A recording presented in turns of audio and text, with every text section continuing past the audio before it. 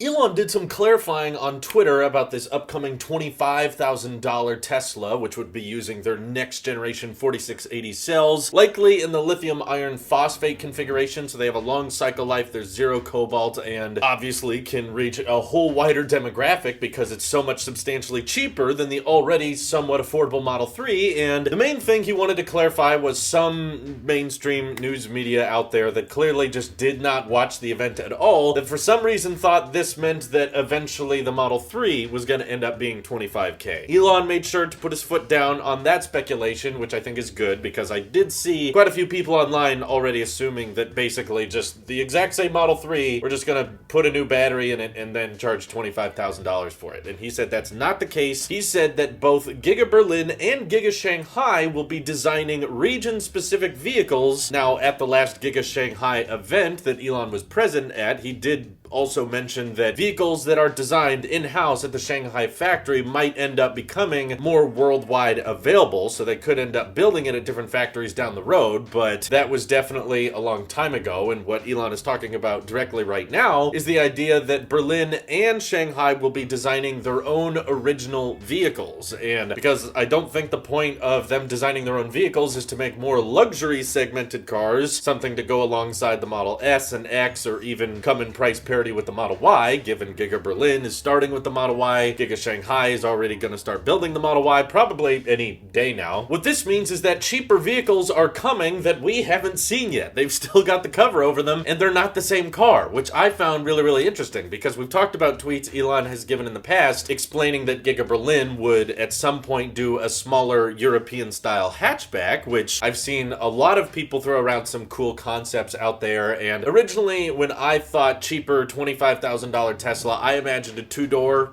Model 2 coupe. And a lot of people brought up on that video that they did mention this vehicle would be great for robo-taxi and full self-driving and that kind of thing. And if it was a two-door vehicle, that would not exactly be great for hauling people around. So it likely would still have four doors, and I'll take the L on that one. That's a very good point a lot of people brought up. So I'm just excited to figure out how exactly they're going to build a vehicle that still has four doors and still has adequate seating, but like Elon said, is smaller than the Model 3 even. In my opinion, Model 3 is a mid-size sedan, right? In the United States, at least, it's kind of a smaller car compared to what most people are driving around, and I know that's not the case likely in Europe, and probably not even in China, but how are they gonna bring a design that doesn't completely cannibalize the Model 3, while at the same time has a lot of functionality to it? So the design I've seen floating around a lot is basically taking the Model 3 and scrunching it up a little bit to be kind of what Elon described as that, to be, like Elon said, that European-style hatchback. So the back seats are pretty close to the back of the car. Hopefully Tesla can find a way to shrink a vehicle down like this while still have maximizing interior space so that everyone can still feel comfortable inside, while at the same time not compromise on safety. Because I imagine if they designed a vehicle like the ones a lot of conceptors are making, that are kind of a compact and sort of look like the design Tesla put out there when they were recruiting for engineers and design experts for Giga Shanghai, that photo seems like the frunk would be somewhat small, and while a lot of people don't use the frunk in the first place, so I'm not really worried about that, I'm worried about the crumple zone of that vehicle being,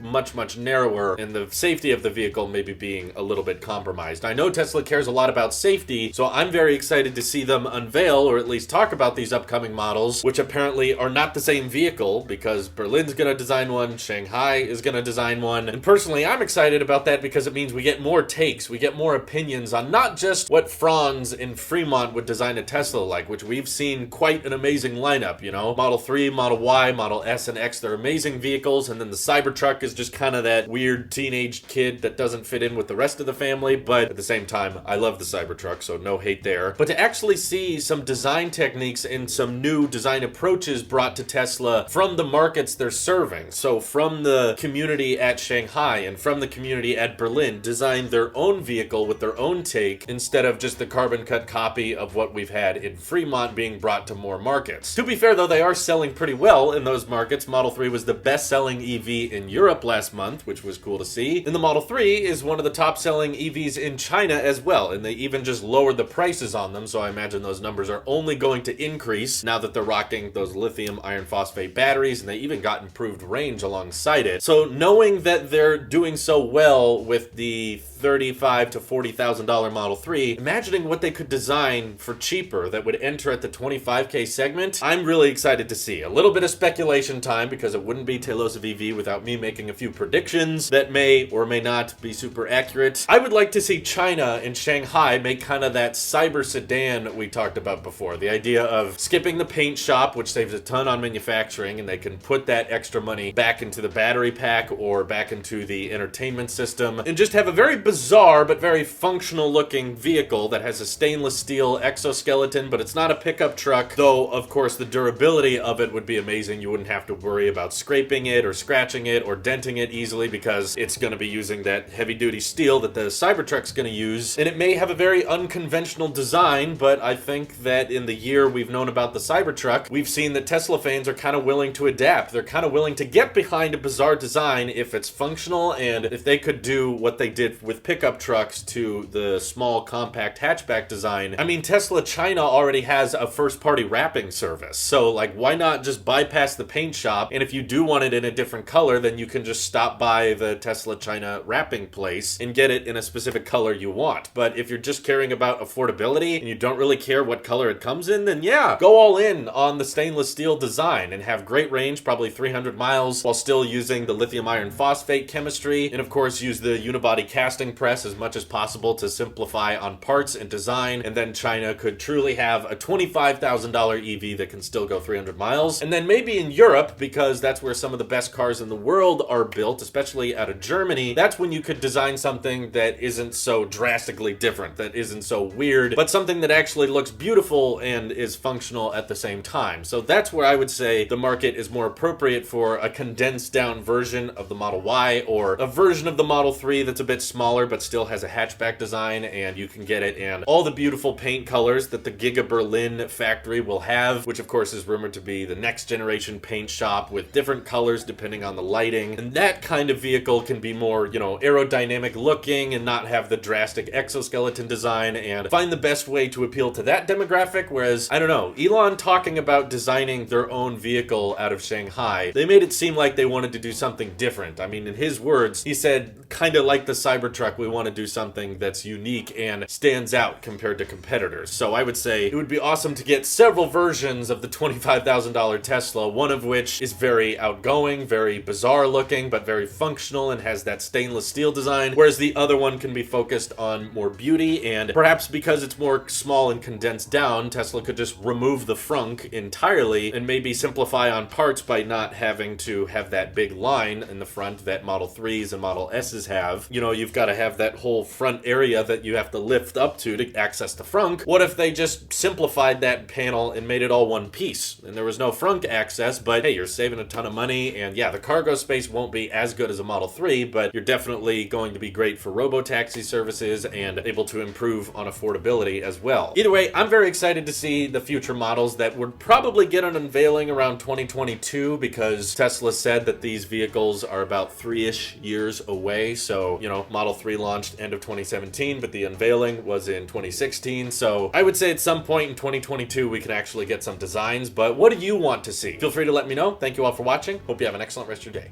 Take care.